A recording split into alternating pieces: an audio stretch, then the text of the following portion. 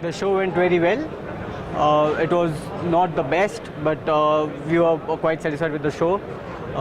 Mainly the goods which we sold was cushion cuts, princess cuts, GI certified.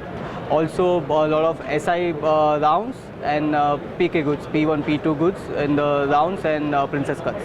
Princess cuts in the SI to down quality goods is very hot. And overall, people mainly bought the fancy shapes because rounds they cannot compete in the VS goods with the Hong Kong and the China market. People were looking at the premium sizes like 120 to 299, and even more inquiries now about 3 carat and up, which was not there before. So pretty much everything. People were looking for the goods this time, and we had a good inquiry all around, all parts of the United States. But it's difficult for the customers to pay the new prices, but we manage it with the customers. This is a collection that we just introduced here at the show for the very first time. This ring we introduced about 25 years ago. It's our original twist ring, and it's set in 18 karat gold. And so we decided to do the twist again. And what we did is we came up with a collection of twist rings that had a little different twist to them, and they're all in platinum, though you could get it in 18 karat if you want. And so we were having fun with the movie, Let's Twist Again with Chubby Checker. And 50 years ago this year, he introduced that movie and the song The Twist. So we're twisting again, and it's been very well received here at the show. We're excited about it. You know, Lazar Kaplan International has offices all over the world, and what we decided to do was pick 7 countries on 4 continents, and where we either have an office or a good customer. And we ask them to give us their best-selling ring. And so we start here with the ring in the center, which is the 18 karat with a rough diamond. And this is from Botswana. And we have a factory now in Botswana that we opened up a couple of months ago. So we're starting with the rough where the mines are. We get the rough out of the mines, and then we cut them in our factories in Botswana. Okay? Wow. Then we move up to Antwerp, Belgium, where we have an office, and this is our heritage ring. And then we move around to Canada, where we have a customer in Canada, and John Nash Jewelers gave us a ring, his best-selling ring. We go to the United States, and we have the Carlotta ring, which is named after Mr. Kaplan's wife, Charlotte. From there, we go to Mexico, and we had one of our customers in Mexico, Carranza y Carranza, give us their best-selling ring. From there, we go to our office in Japan and Hong Kong. So nice rounded to show everybody that we are truly international. And these rings, again, in 18 karat. But the beauty here is all of the rings in both collections are highlighting the beauty of the Ideal Cut Lazar diamond, which we're known for.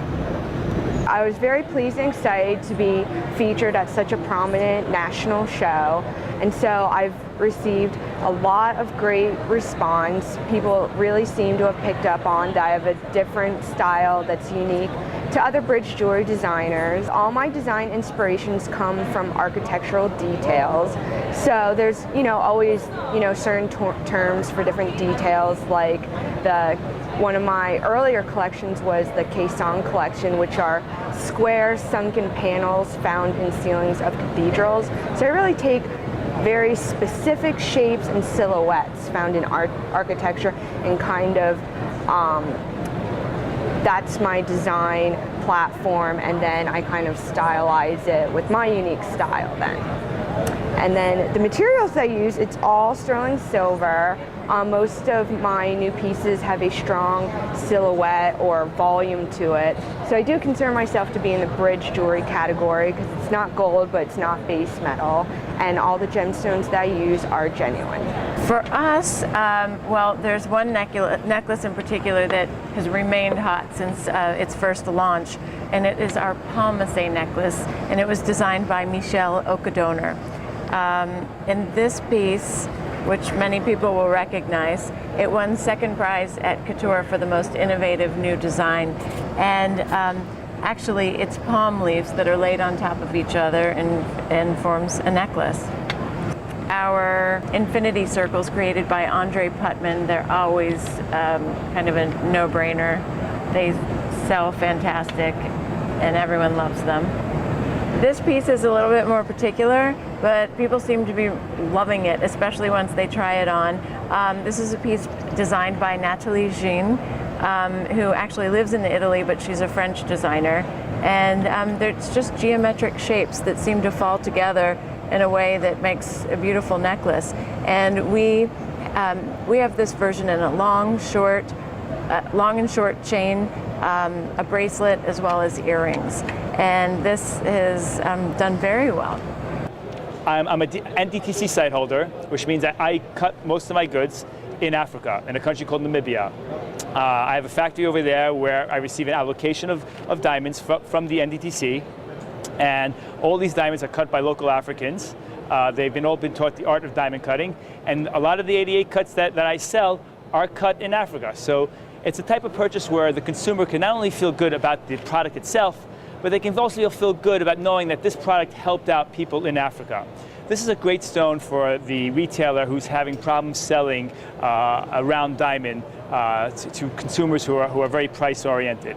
The reason is because this stone doesn't necessarily need to be treated as a commodity anymore. You can go back to selling the beauty of a stone. And in fact, the retailers that I work with have pretty much weeded out all their round diamonds, and they carry this as an alternative. So when a consumer walks in asking for a specific color, clarity round diamond, the way they sell the 88 is they pretty much say, look, it is a beautiful stone, but it's a little bit of an outdated stone. We carry this new innovative cut called the 88, and they show them, they can allow them to compare it. And from that point on, they're able to bring back the magic of the sale instead of selling, the price point, And so they've been very happy. I've had a lot of success with the stone these last few years. We've done extremely well. We have a new collection called Aztec. The name, maybe because of, I see it from the sunset, the colors in the sunset. We have some recognition for fancy colors, diamonds, yellows, and pinks especially. So we're going along those lines with it, except we're taking the price point down 10 plus times in price point. We're finding that there's been a retooling for the mix of the inventory of the retailers' demand. It's been necessary to take a fast elevator. The good news is that the elevator stopped before it went to the basement. In price pointing, and business has been tough. It is recovering. I think there's a lot of people at the show that are pleasantly surprised. It's good when you come with lower expectations. We're very pleased with the show, and there's momentum. It seems like things are back. Cautiously, I noticed they're coming with more of a defined budget. As we have moved down in the price point, we want to be ready for the price points to come back. In fact, we know we're weak at this moment from the 5,000 to 15,000. We are starting to build that. We're ready to bring that in September. My view is that the retailers haven't bought that category in a long time, and the shelves are getting very bare. We want to be ready for September in that price point, both in white diamonds and precious color and all the categories that we work in. We sold some bigger pieces, a few more than I expected to, and so that my other solace is we had so many big pieces we didn't sell, so we're ready in a lot of those areas for when they come back, and then we'll build strategically what we need.